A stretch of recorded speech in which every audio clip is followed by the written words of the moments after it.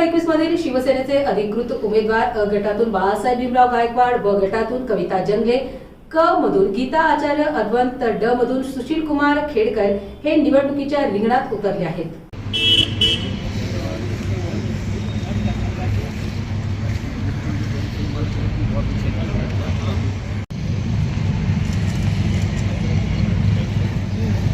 प्रचाराला सुरुवात झालेली आहे आणि नागरिकांमध्ये मोठं उत्साहाचं वातावरण निर्माण होत आहे. तुम्ही डोर टू डोर कॅम्पेनिंग केलं तर त्याचं रॅलीच्या स्वरूपात रूपांतर होत आहे असं पाहताना दिसत आहे. आम्हाला काय सांगाल? प्रभाग क्रमांक 21 मध्ये आम्ही चारही उमेदवार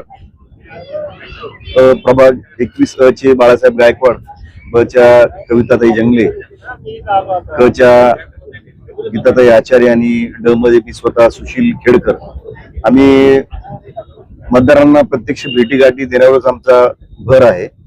आणि आपण बघितलं असेल की गेल्या 4-5 दिवसापासून आम्ही ज्या ज्या ठिकाणी पोहोचतोय नागरिकांनी भरभरून आम्हाला प्रतिसाद दिलाय.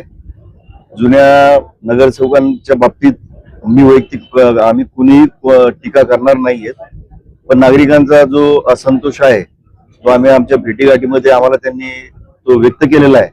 आणि आम्ही ही माननीय एकनाथ शिंदे साहेबांचा जो वचननामा आहे, लाडक्या बहिणींचा जो विषय असेल आणि वार्डातील सगळ्या नागरी सुविधा उपलब्ध करून देण्याबाबत आम्ही वेळोवेळी सगळ्यांना शब्द दिलाय आणि भविष्यात तो शब्द आम्ही पाळणार आहोत. ड्रेनेजचा प्रॉब्लेम असेल, लाईटचा आहे, सीसीटीव्ही कॅमेऱ्यांचा पण फार मोठ्या प्रमाणात मागणी आहे नागरिकांची. चोऱ्या वगैरे ह्या ठिकाणी होत आहेत असं त्यांचं म्हणणं आहे. आम्ही तो विषय राजकारणाच्या पलीकडे जाऊन विचार केलेला आहे त्या बाबतीत आणि पोलिसांशी संपर्क साधून आम्ही भविष्यात त्याचा योग्य तो मार्ग काढू त्यावर. आणि पाण्याची जी काही मागणी आहे लोकांची, येत्या 1 महिन्यात ती मागणी आम्ही पूर्ण करू असा शब्द आपल्या मार्फत मी सर्व प्रभाग क्रमांक 21 च्या जनतेला देतो. सर, युवकांमध्ये जे ते नशाखोरीचं प्रमाण वाढत चाललेलं आहे आणि त्यातून गुन्हेगारी पण होत आहेत, तर यासाठी आपल्या वार्डात काय प्रयत्न केले जाणार आहेत?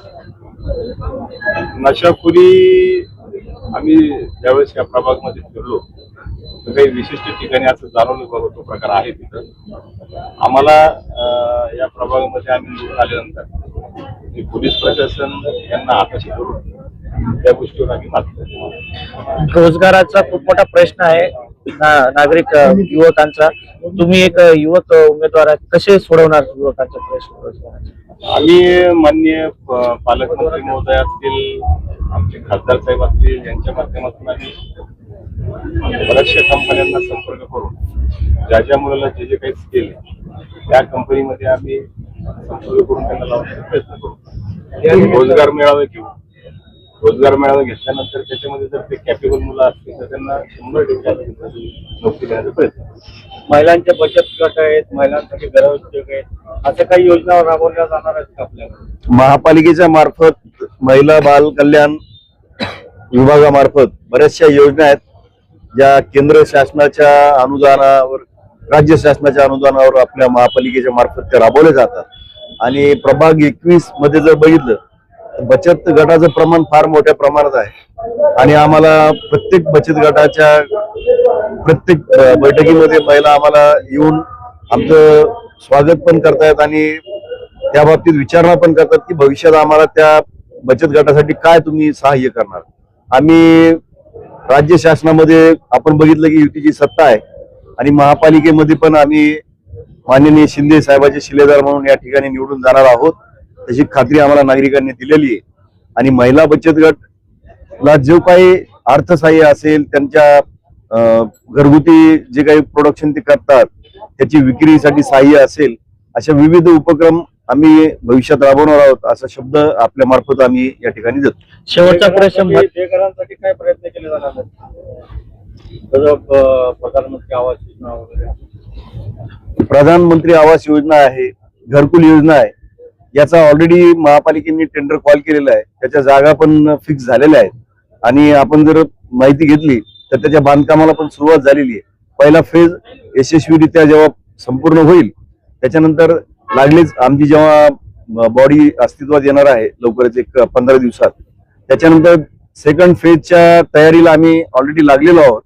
आणि आयडेंटिफिकेशन असेल की ज्यांना खरंच गरज आहे घरकुलांची, त्या सगळ्या लोकांचं 50% जेवढं आयडेंटिफिकेशन पण झालेलं आहे. येत्या वर्षभरात माझ्या मते 90% वर बेघरांना घरकुलच्या माध्यमातून घरं उपलब्ध करून देऊ, असं माननीय एकनाथ शिंदे साहेबांतर्फे आम्ही शब्द या ठिकाणी. मतदारांना काय आवाहन करणार आहे? मतदारांना आम्ही हेच आवाहन करणार आहोत की कोणत्याही भूल थापांना आपण बळी न पडता, ही जी निवडणूक आहे की आपण जर बघितली तर पक्षाच्या चिन्हावर जरी लढवत असलो तरी वैयक्तिक हे सगळ्या उमेदवारांच्या बाबतीतलं जे काही त्यांच्या काम करण्याची पद्धत आहे, त्यांचा जो नागरिकांच्या सामाजिक याच्यामधला जो संपर्क आहे, त्याला जर आपण बघून मतदान केलं तर निश्चित माननीय एकनाथ शिंदे साहेब, माननीय पालकमंत्री शिरसाट साहेब यांच्या नेतृत्वाखाली मोठा भाऊ म्हणून या महापालिकेमध्ये धनुष्यबाणाचे नगरसेवक निश्चित मोठ्या प्रमाणात या ठिकाणी निवडून येतील, हेच मी आपल्याला सांगतो.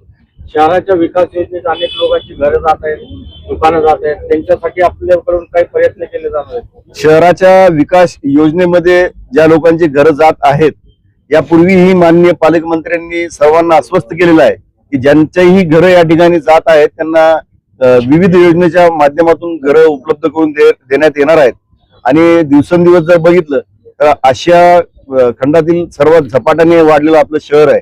आणि शहर जेव्हा वाढत असते त्यावेळेस विकास योजना थोडी प्रखरपणे राबवणं हे गरजेचं आहे, काळाची गरज आहे.